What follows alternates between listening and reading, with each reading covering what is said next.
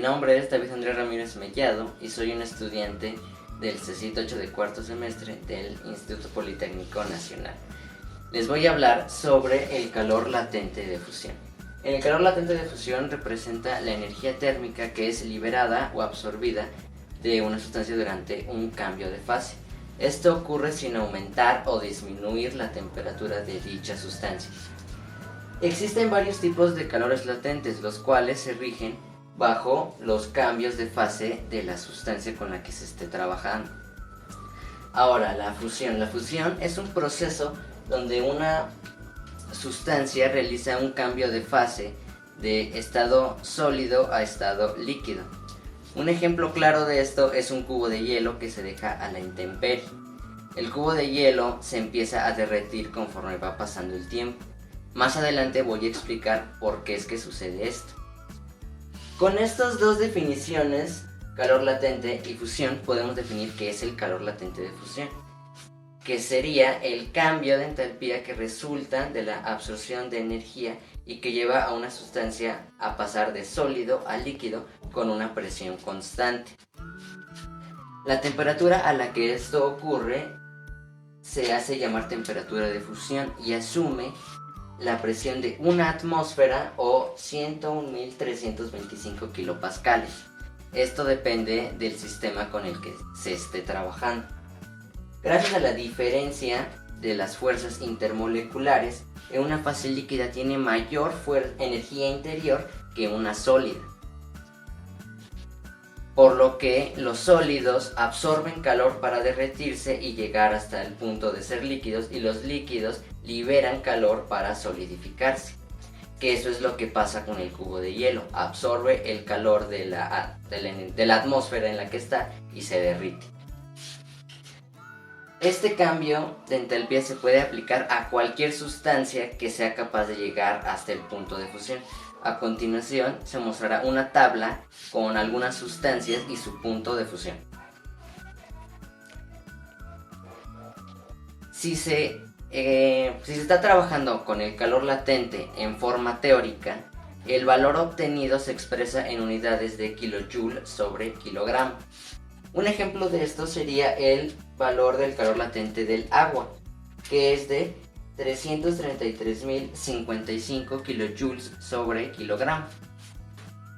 Un dato curioso es que en el caso del helio, para congelarse absorbe calor y para volverse líquido debe liberar calor, que eso es caso contrario a cualquier otra sustancia o cómo se debe comportar cualquier otra sustancia. Y bueno, esto sería todo, espero les haya gustado y gracias por su atención. El tema fue calor latente de fusión.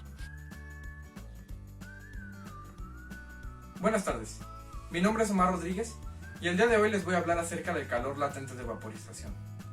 Para comenzar este tema, comencemos conceptualizando qué es el calor latente de vaporización. Bueno, el calor latente de vaporización es la energía que se le debe de suministrar a un líquido para llevarlo de un estado líquido a un estado gaseoso, es decir, que haga el cambio de fase o de estado.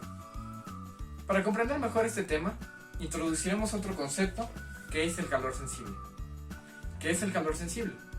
Bueno, el calor sensible a su vez es la energía que se le puede suministrar a un líquido para elevar su temperatura. Lo comprenderemos mejor en la gráfica al poner un ejemplo. Supongamos agua en estado líquido a 0 grados centígrados. El agua en estado líquido a 0 grados centígrados se le someterá a una fuente de calor que llevará su temperatura inicial de los 0 grados centígrados hasta los 100 grados centígrados. Durante este lapso de tiempo, el agua se mantendrá en estado líquido, sin embargo, elevará su temperatura. Esto es a lo que denominamos calor sensible. Ahora, al llegar a los 100 grados centígrados, que es el punto de ebullición del agua, más o menos dependiendo de las condiciones climáticas y o atmosféricas y la altura a la que se encuentra, es a 100 grados centígrados. Ahora, al llegar a los 100 grados centígrados podemos ver en la gráfica algo muy interesante, que es que la temperatura ya no sigue hacia arriba, sino se mantiene estable a 100 grados centígrados y hace el cambio de estado líquido a estado gaseoso. ¿A qué se debe esto? Esto se debe a que la energía ahora se ocupa para romper los enlaces de las moléculas y llevar el agua de un estado líquido a 100 grados centígrados agua a un estado gaseoso a 100 grados centígrados. Esto es lo que conocemos como calor latente de vaporización. Ahora, debemos de comprender que distintos materiales tienen distintos valores de calor latente de vaporización. Aquí podemos ver una tabla con distintos materiales y en su última columna tenemos lo que nos interesa, que es el calor latente de vaporización. Pongamos un ejemplo que es el agua. El agua tiene un calor latente de vaporización aproximadamente a los 2.260.000 joules sobre kilogramo. Ahora, eso también tiene su parte práctica. Pongamos un ejemplo y un problema para que quede más claro. Bueno, continuando con el tema de calor latente de vaporización, veamos un problema de aplicación. Tenemos el siguiente planteamiento. Un vaso de una masa de 1.3 kilogramos de agua a 100 grados centígrados se desea convertir a vapor de agua. ¿Cuál es la energía que se le debe suministrar? Bueno, comencemos planteando los datos que nos da el problema, que es que tenemos un vaso con una masa de agua de 1.3 kilogramos y esta agua está a una temperatura de 100 grados centígrados. Ahora, se desea conocer cuánta es la energía que se le debe de suministrar. Para ello tenemos esta fórmula, que es la energía Q por M por L, que es igual a M por L, donde Q es la energía que se le debe de suministrar, M es la masa que tiene este material y L es su valor en calor latente de vaporización. Como ya conocemos, el valor de calor latente de vaporización del agua se encuentra a 2.260.000 joules sobre kilogramo. Así que apliquemos la fórmula.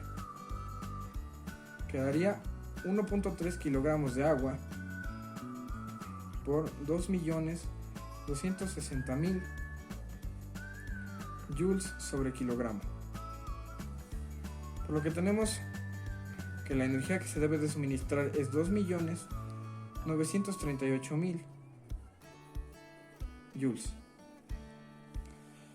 para convertir agua a 100 grados centígrados a vapor de agua a 100 grados centígrados, que es el calor latente de vaporización. Y con esto concluiremos este tema. Buenas tardes, mi nombre es García Mendoza Yolti Garcín y yo les voy a exponer el tema de calor latente de sublimación. Para ello necesitamos primero entender qué es la sublimación. Pues bien, la sublimación es el cambio en el estado de la materia, del cual pasamos del estado sólido al gaseoso sin la necesidad de pasar por el estado líquido. Tomando como en cuenta el agua es convertir un cubo de hielo en vapor de agua sin necesidad de pasar por agua líquida. Existen dos tipos de sublimación. La sublimación regresiva, la cual consiste en convertir gas en sólido sin pasar por el estado líquido, y la sublimación progresiva, que es en la cual nos vamos a enfocar hoy, la cual consiste en pasar del estado sólido al gaseoso sin pasar por el estado líquido. Todos hemos visto por lo menos un ejemplo de este tipo de sublimación progresiva.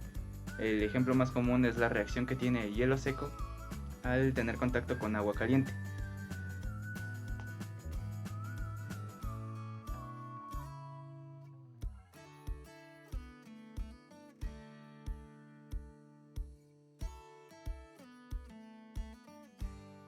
Ahora, ¿cómo podemos calcular el calor latente de la sublimación? Para esto tenemos que tener en cuenta que una sustancia que se está sublimando pasa por dos diferentes cambios, del sólido al líquido y del líquido al gas, pero esto en la sublimación ocurre tan rápido que a la sustancia no le da tiempo de pasar por el estado líquido.